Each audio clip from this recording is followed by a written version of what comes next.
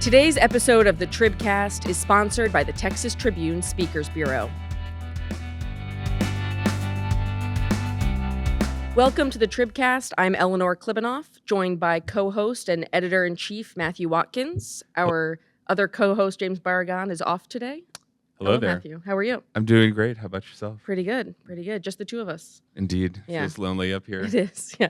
We've got some guests on Zoom that we're going to turn to shortly, but before we get into that, Matthew, I did want to talk to you about what's going on over at Texas A&M. You're a proud alum, I understand. That is true, yes. Not hiding it. I'm very, I may have brought it up once or twice. Yes, may have worn the ring occasionally.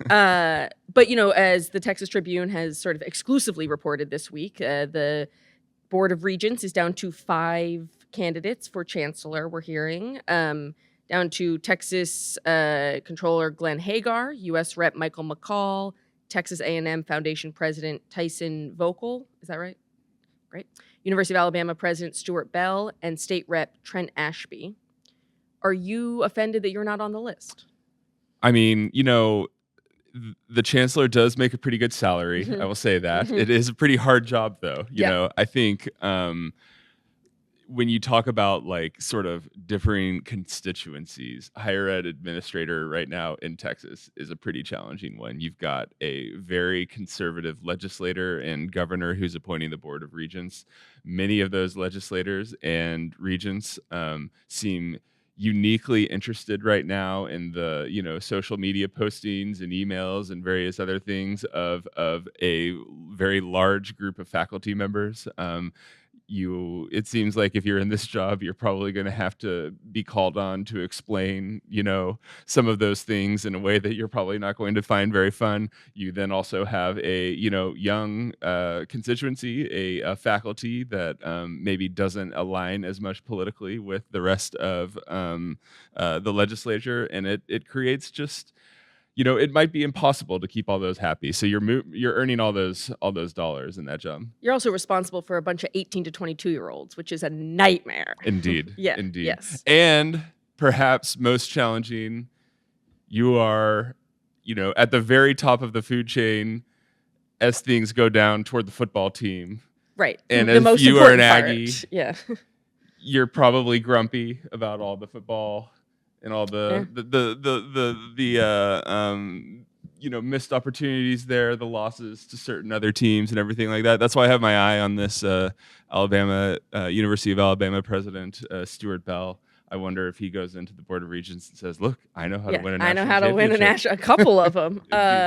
Yeah, I grew up in a Roll Tide family, so I am, you know, going to be honest. I don't know that Texas A&M that we want, that, you know, people from Alabama want Texas A&M coming in taking their president, but well, you know, you have to let people. Hasn't been the best season. You can't be you found yourself in Texas. You can't, you know. That's true. Me and Stuart Bell both finding ourselves in Texas, perhaps. Yeah, well, we'll be watching that. Our crack higher education team is like, you know, very well sourced on that front. Yeah. Seriously though, I mean, I think it's really interesting to watch because you've got a few like pretty prominent political positions on this list, right? I mean, if Hager is the choice, then you have a statewide elected office up for grabs. There will probably be some jockeying there. Of course, Michael McCall, a fairly prominent member of Congress, would also be a pretty notable change. And then, you know, Trent Ashby as well. So there's possible domino effects here that could be really interesting to watch. Yeah, it really speaks to like how important this is. Not a figurehead position, and John Sharp, who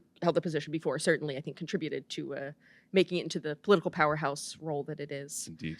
All right, so we'll keep Matthew at the head of the Texas Tribune. We'll keep one of these guys at the head of Texas A&M. I'm still available. Just still to let available. You know if there's still any willing regents to watching. Take the call. You know, I think everyone is in the role they should be in. But you know, that is not what we are here to talk about this week. We are gonna this week, you know, usually we're sort of looking ahead to what the legislature is going to do this session, which we are going to talk about. But to start, we're actually going to look back on where the state stood about a year ago. Here in Texas, the largest wildfire in state history ripped through the Panhandle. More than 1 million acres burned, at least 2 people and 10,000 cattle died. The financial losses totaled more than $1 billion. We're going to talk about where things stand in the Panhandle now, a year later, what ranchers and residents hope the legislature might do this session, and how Texas can better prepare for wildfires more generally. We're joined by Jamie Lozano Carver, the Tribune's High Plains reporter, who's based in Lubbock. Hi, Jamie. Hi, Eleanor. How is it in Lubbock these days? It's actually getting warmer this week, so it's been pretty nice. Great. We're also joined by Dr. Carly Purdom from the University of Houston, who's the lead investigator on a research project looking at the Panhandle wildfires and how communities in Texas are managing wildfire risk. Welcome, Dr. Purdom. Thank you. It's great to be here. Thank you both for joining us on this really important topic. Jamie, you covered these fires a year ago. Just tell us about that experience, like what it was like for you going up there and seeing that. Well, it was a very hard experience. It was very sad because I went up there within I think it was the first day that the fires had started, and so one of the first stops that I made was at the Dairy Queen in Fritch, and that's where a lot of the firefighters were taking a break, and you could kind of see how exhausted they looked. A lot of them looked checked out at that point after what they had been dealing with. And then even just driving around, you could already see the effects taking place. There was smoke all over the region. The ground was black. Unfortunately, like you mentioned, there was a lot of dead cattle that was just out in the open that people could just see. And of course, we saw a lot of people coming through to help too. We saw a lot of trucks going through and carrying bales of hay for the ranchers that needed it. And I think that what has probably stuck with me the most was just kind of seeing the makeshift shelters that were put up around all the cities that were affected, where they just had people from the Panhandle full who were either helping or who were scared and trying to escape what was going on. So yeah, it was hard. Just to put in context, I'm looking this up on my phone as we're talking. The Los Angeles area wildfires, obviously terrible tragedy, a much denser area. 57,665 acres burned in that fire. The Panhandle fire burned over 1 million acres. Obviously different locations there, a lot of different Of properties, course, but still, the scale. the scale of the Right. fire was pretty unbelievable in terms of how widespread it was across this area of the state. Yeah, absolutely. Also, Jamie, you are, just to let people behind the curtain a little bit, you cited one of the number one reporting techniques in the world, which is go to the Dairy Queen. It's usually a good first stop. Jamie, like a year later, what do we know about how these fires started, sort of how they unfolded, and looking back, like, what's the sort of total count on the impact for ranchers and residents of that area? So, that I should really say that week while everything was starting and really spreading around the region, there were 5 fires that were just going through that were scattered. And I would say within that first 24 hours had already burned a lot of the acres that we were talking about. The House committee that investigated the fires last year, they found that the fires were actually started by failed power lines. In the case of the Smokehouse Creek fire, which, like you said before, it became the biggest fire in state history. The ignition was from a decayed power line or decayed power pole that broke and fell into dry grass. So it was just, it was a ignition that was just waiting to happen, essentially. And we also know that the fires spread incredibly fast that day because of the high winds. So we just kind of know how that played out. But as far as the impact goes, I think the financial loss has been one of the hardest aspects for the residents in the Panhandle to come back from. Ranchers in particular have had to worry about, equipment like getting their fences and gates fixed just so they can keep their cattle in their pastures. And that's a lot, even if you don't lose a majority of your livestock. And I think, aside from financial, I think the biggest toll would be the mental impact that this has had for people up there. I was visiting Canadian a few weeks ago, and there are people there who get scared whenever they hear the emergency sirens go off. It's a year later, and they're still very anxious about it. Yeah, absolutely. I mean, that sort of, we talk about sort of like climate change and the almost like PTSD effects of living through a natural disaster, whether it's, a fire, a flood, anything like that. Dr. Purdom, your work looks a little bit sort of what happens after the fire recedes and the recovery begins. Tell us a little bit about the research you're doing in the Panhandle and the challenges these communities are going to face as they rebuild.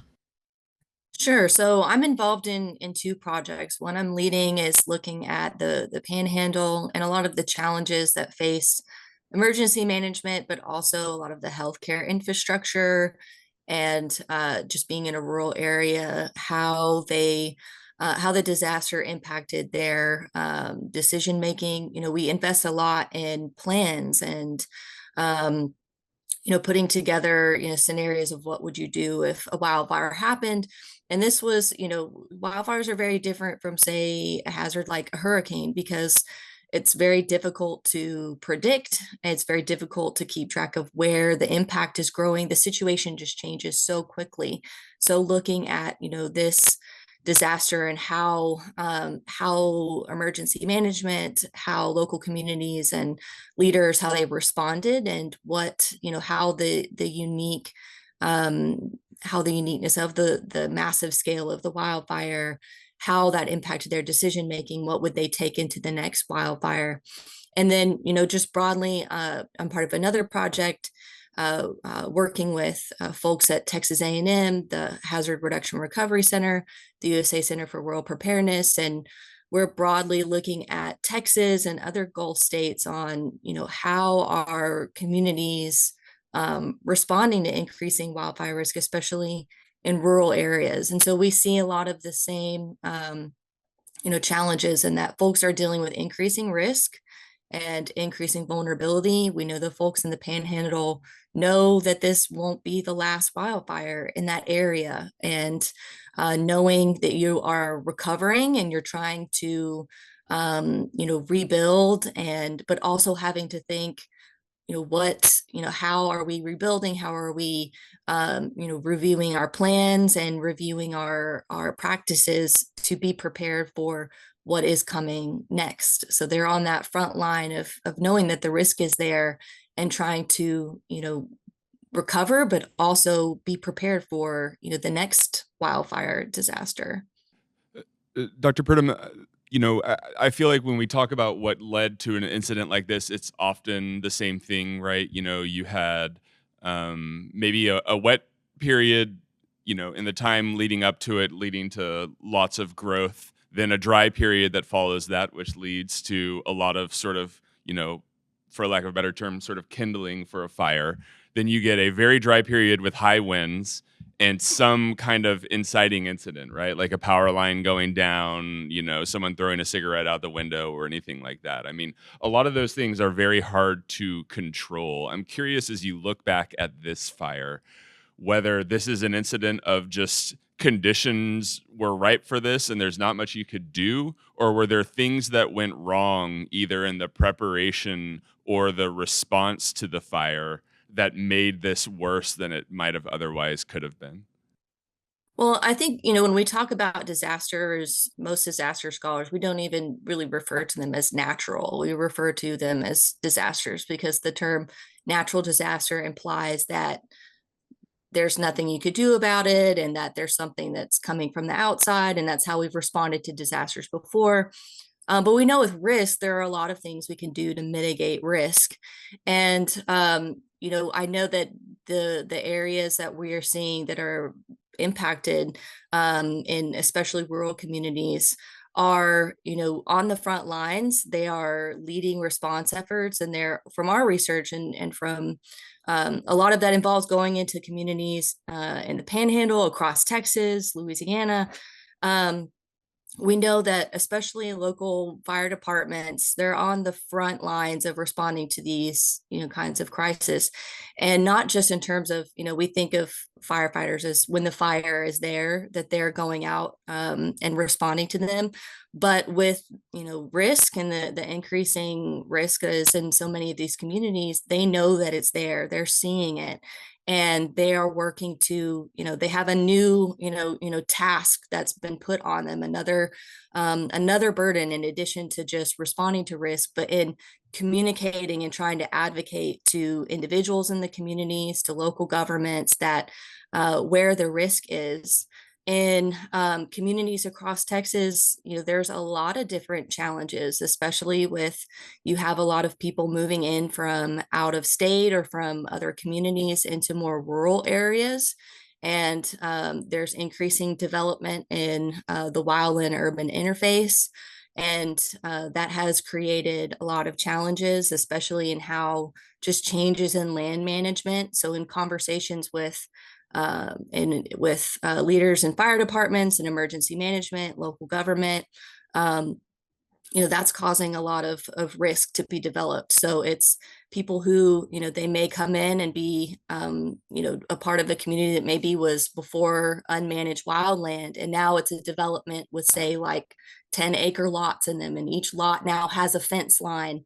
And where before maybe that the land and the fuel there, the grasses and things were being managed.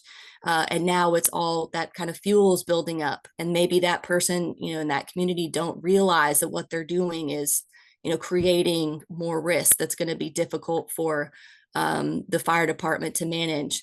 And then also creating a lot more challenges in terms of responding to fires. So creating more fence lines and more private property that folks are going to have to navigate. So there's a lot of different intersecting challenges. And I can say from the most important thing that we've learned is really listening more to the folks who are on the front lines, who aren't just, yes, they're responding to the disaster, but they're seeing the risk build up every day, and are working to try to communicate that, but they need to be empowered. And that's what part of our project is taking down the lessons that they've learned and trying to communicate them so that they can be, empowered and listened to with the increasing risk they're seeing in their communities.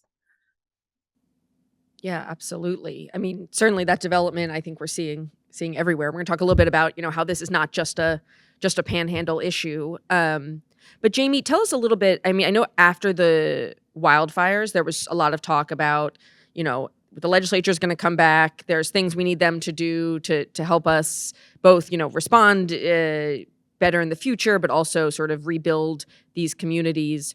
What do people in the Panhandle want this session, and what sort of are we seeing momentum on? Well, really, I think people in the Panhandle just want this to be addressed in some way. In particular, I was hearing that they want, if there was some way like to do kind of like a fire task force. There's one proposal in the legislature right now where it would be creating a database of firefighting equipment that's readily available in the state, and they love that proposal. So really, we're talking about an area that has historically felt ignored by Austin and by the lawmakers there. And I think that that's what they're aiming for. They want to see this get addressed on a much bigger level than how they typically address it at home. But then on top of that, I do think that there's momentum. I think that, there is probably people who may have forgotten about what happened, or, who think things are fine now. But if that's the case, there are lawmakers who represent the Panhandle that are not letting that happen. Like I said earlier, it's Senator Kevin Sparks who filed the bill about creating the firefighting equipment database. He and Representative King also filed joint bills that would fund rural volunteer fire departments. But I think the one that people in the Panhandle are most excited about is another bill that was filed by King, who, of course, he was born and raised in Canadian. So he has a really good idea of what they're dealing with and what they need. And his bill would essentially give that authority to address faulty electrical lines to both the Public Utility Commission and the Railroad Commission. And so for those who may not remember, this was a big point of contention during the investigative hearings last year, because neither authority felt that it was their jurisdiction, and it was being called, essentially a no man's land. And so that made it very difficult to determine which agency should be overseeing that maintenance. And that is probably, I would say, the most pressing concern, especially for ranchers out there who, aside from large wildfires, just about every year. They also deal with smaller fires that still affect them on a daily basis. Matthew, a thing we've talked about seemingly endlessly in the early episodes of this podcast, the speakers race. It comes full circle. We have, a speaker from the Panhandle representing. Ooh, do we consider Lubbock Is Lubbock? the Panhandle? Oh my God, am No. I going to get Jamie, chased out of town? Roaster, Did Jamie, you write get a her. story that was like, this is the first Panhandle speaker? It's close to the Panhandle. Oh God. Close to the Panhandle. So technically, Lubbock is the Panhandle. Hell yeah. Oh, no, I'm come sorry, on. listeners. Yeah, if you ask anybody in Lubbock, they will not say we're the Panhandle. We are the South Plains or we're West Texas. Okay, but I believe what I did here was technically I am correct. I would like to Contest that? contest Yeah. that assertion. But Yeah, sorry, I play by the rules. We've got a lot more to talk about. I do want to take a quick break, and I encourage people to stick around because we, at the end of this episode, we'll have an update on one of the feel-good stories coming out of the wildfires. We got a little update to offer you guys on that story, so do stick around. But let's take a quick break and thank our sponsors. The Texas Tribune Speakers Bureau. Deliver Texas-sized insight at your next event with the Texas Tribune Speakers Bureau. Our reporters and editors are ready to bring your event to life with context and analysis only they can deliver. Book us at texastribune.org/speakers. I kind of interrupted you. Was there actually a question you were wanting to ask there about the speaker being in? We actually did get distracted. Is that going to play? Well, no, I don't. It doesn't apply anymore. I ruined it. Okay. Well, sorry. no. Also, the question was like, do you think the fact that we have a speaker who is from near the Panhandle might put more attention on Panhandle issues, a region that, as Jamie said, often feels sort of ignored? I mean, I think, Jamie, I'm interested in hearing your thoughts on this, but I think the people up there found that very meaningful. Caroline Fairley, who's from Amarillo, which is unquestionably the Panhandle, Correct. really actually cited that as one of the reasons she was getting on Burroughs' side. And I think there were a lot of people kind of in that region feeling like someone who understands this very unique part of the state is meaningful for questions like this, not just around wildfire mitigation or response, but also healthcare and education and a lot of the other things that are, of course, coming up this legislative session as well. It's good that Speaker Burroughs can understand the issues of the Panhandle despite not being from the Panhandle or representing it. We admire that about him. Okay. Dr. Purdom, to actually... this is a nice segue because wildfires are not a problem exclusive to the Panhandle, though, obviously it's an issue that ranchers in the Panhandle deal with a lot. We, as Matthew said, we saw these wildfires in Los Angeles. We see wildfires in cities as well.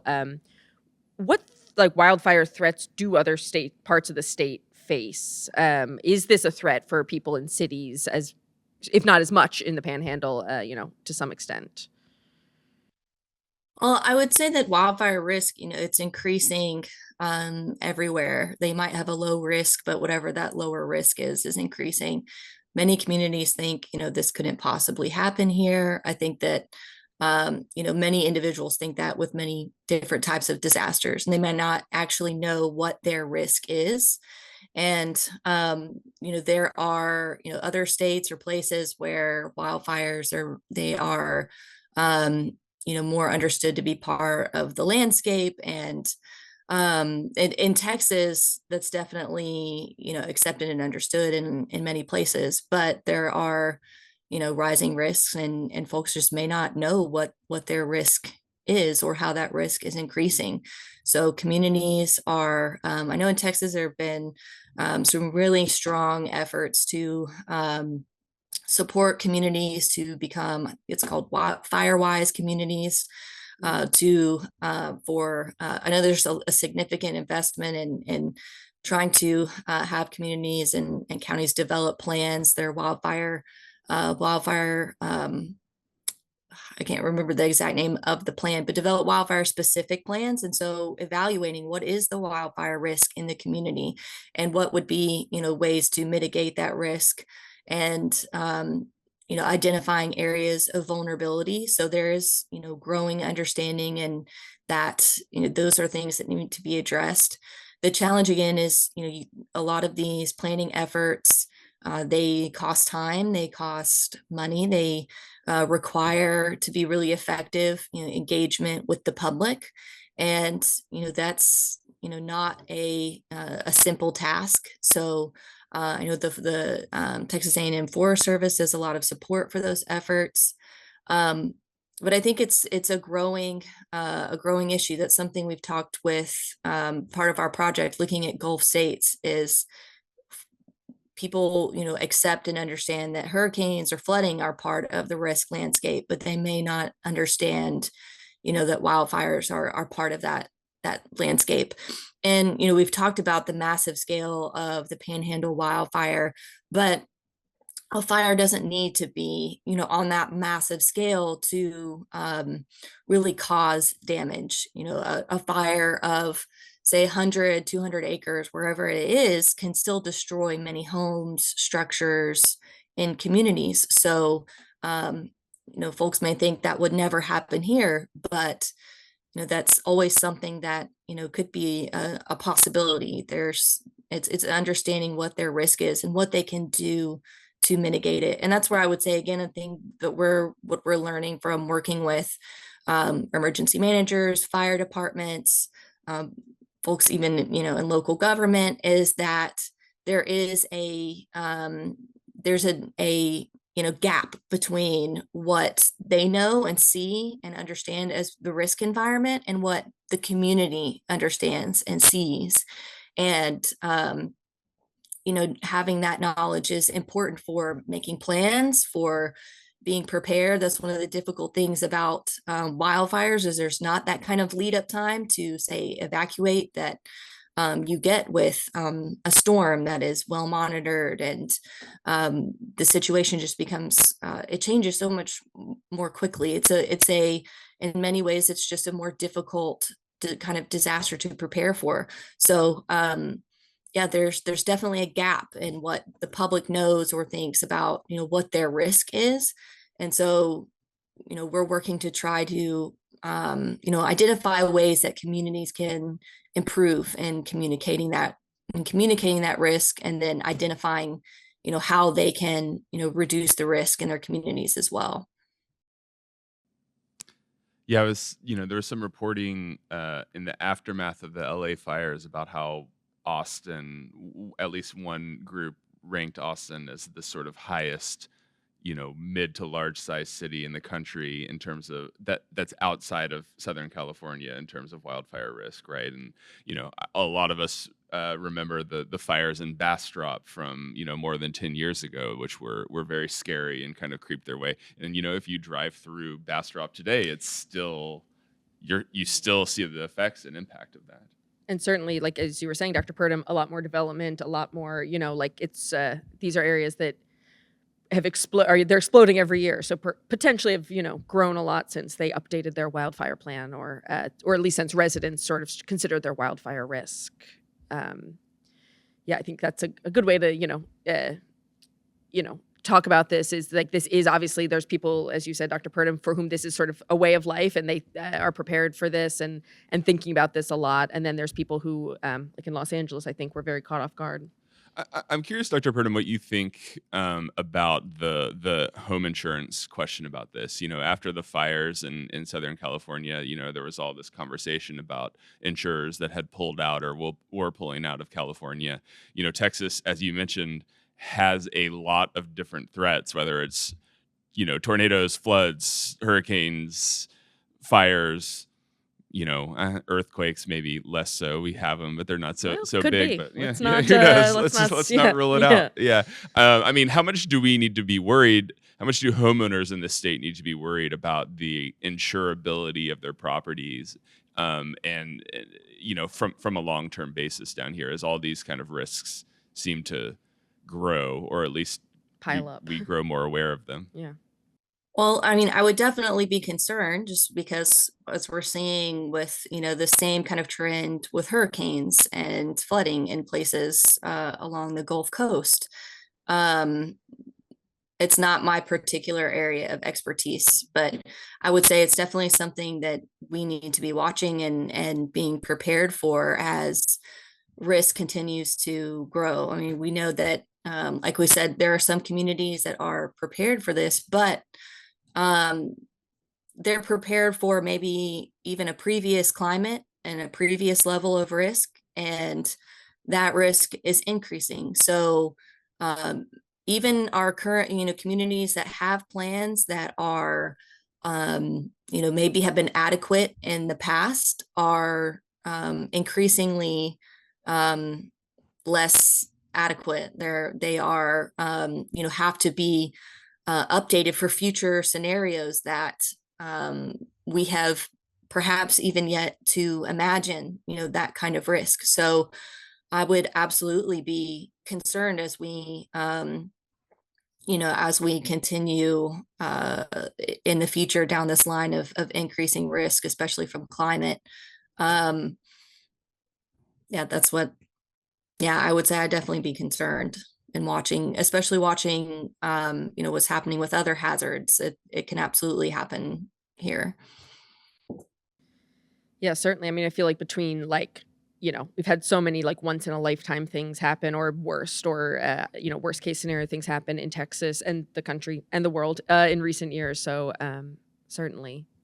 Jamie, I know when you were reporting at the time, a year ago, there was a lot of talk from ranchers about, can we keep going? Can we rebuild? Do we have a future in ranching? Do we have a future in this area? You've been up in Canadian recently. I mean, what are you hearing now? Are people sticking it out? Did we see an exodus of ranchers and farmers? Well, there are a lot of ranchers who are trying to get back to where they were before, but unfortunately, it is a mix, like what you were saying. For example, Craig Cowden, he's a rancher up there that I've talked with a lot since the fires happened. And he didn't lose any cattle in the fires, right? So he doesn't know how, but he didn't. But his entire ranch did burn out. So even though his cattle survived, he still had to sell 60% of his livestock because the ground wasn't healthy enough for his actual full herd. So, there's a lot of those kind of decisions having to be made. And I think, on the other hand, like there are ranchers out there who lost both their ranch and their livestock and decided that it was time to call it quits. And, a lot of them, or at least I should say one in particular that I spoke with, he was already at that age towards retirement. He was already considering it, and the fire just kind of helped him make that decision sooner. But that's just unfortunately the reality of what they're dealing with right now is just making those hard decisions. And this is not like the only challenge that ranchers and farmers in Texas are facing. I mean, we've got, have had intermittent drought over the over recent years. Now we're talking a lot more about avian flu, other threats. Just like the sort of a lot of farmers are reaching retirement age and deciding not to, don't have anyone to inherit their work. What is the current sort of state of the state on for agriculture? What is the impact for consumers too, as that sort of begins to face increasing threats? I mean, just thinking about consumers in general, we have to think about basic supply and demand, right? I mean, one of the biggest poultry farms in Texas last year had to kill more than 1 million infected chickens that had the bird flu. And, cattle country hasn't been the same since the fires happened. And so while we have our poultry producers and our ranchers kind of in that influx, that leaves us, the consumers, kind of just waiting to see what happens. And we have seen what has happened over the last few weeks with rising egg prices. But then, like you mentioned, you throw drought in there with all the other business ending type of factors, and it really just adds up. It's been a very rough couple of years for farmers in Texas. Absolutely, yeah. Well, I've got an update on a story. So we are very excited to bring this to you. The Texas Tribune so rarely writes stories with a little bit of hope in them. Increasingly, we write sort of dismal stories about the horrors of our world. But in this case, right after the fires, my colleague Stephen Simpson was up in the Panhandle covering the hearings, and He wrote a story about a Panhandle rancher named Dale Jenkins who emerged from the fires with one unharmed calf named Bobo. And this was the story of Bobo, and people loved this story. We got a ton of feedback on it. We should say Dale Jenkins also, his adult herd survived. So this was just one calf that was unharmed. So we asked Stephen to follow up with Dale ahead of this week's episode to get a Bobo update. And this is what Dale had to say about Bobo. Quote, I actually had Bobo listed in my production sale for this March 22nd, but yesterday he failed a fertility test, and I told my wife he would have to go to slaughter. She's insisting that I not do that and instead use him as a sterile bull, often called a Gomer bull, for my AI, parentheses, artificial insemination, not intelligence, program to help me identify females in heat. So Bobo lives. No baby Bobos, but Bobo was saved from slaughter by Dale Jenkins' wife.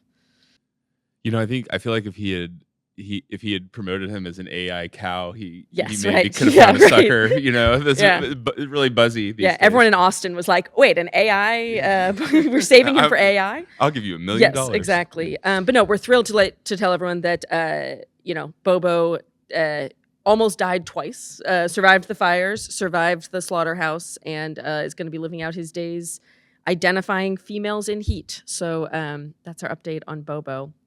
Definitely. Do you have any other thoughts on Bobo? Matthew was, we have a forthcoming story this week from Jamie on, sort of the legislative priorities around wildfires. But I just want to thank Jamie for joining us and for your coverage, during a very difficult time last year. And Dr. Purdom for joining us and for your ongoing work in the Panhandle on the wildfires. Thank you both for joining us. That's it for today. You can find all episodes of the TribCast on YouTube or wherever you find your podcasts. Be sure to like, subscribe, and share the podcast on all of your platforms. If you'd like to get in touch with the team, you can reach us at tribcast@texastribune.org. We want to thank our sponsor, the Texas Tribune Speakers Bureau. Our producers are Rob Avila, who has returned from Japan. I hope the Japanese musical tour was great. I hope everyone rocked out to the TribCast theme. Absolutely. And Chris Svoboda, who was not invited to Japan. And there's no beef happening in our back room right now. And much like we will not forget Bobo, we will not forget this injustice. Absolutely. Until Chris is taken to Japan, we will not rest. Our theme music is composed by Rob, the Betrayer. See you next week.